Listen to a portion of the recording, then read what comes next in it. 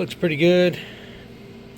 Like I said, I ran out of air. I only got 60 gallons, and I'm running the same line for the plasma cutter and the compressor.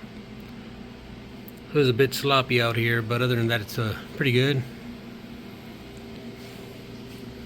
I couldn't put the other numbers because then it's going to look like just one big continuous number. Yeah, let's clean it up and see how it looks.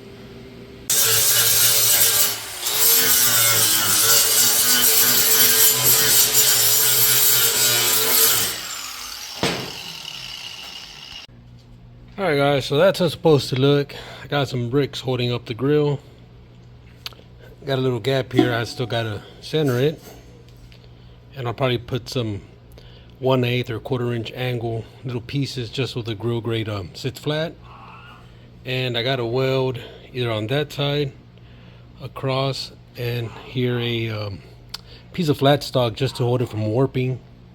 And I'll probably do the same thing from here to here, just so it doesn't, bow. And hopefully it'll work.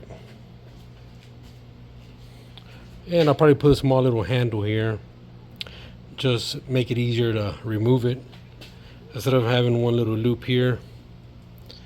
I'll still think about it.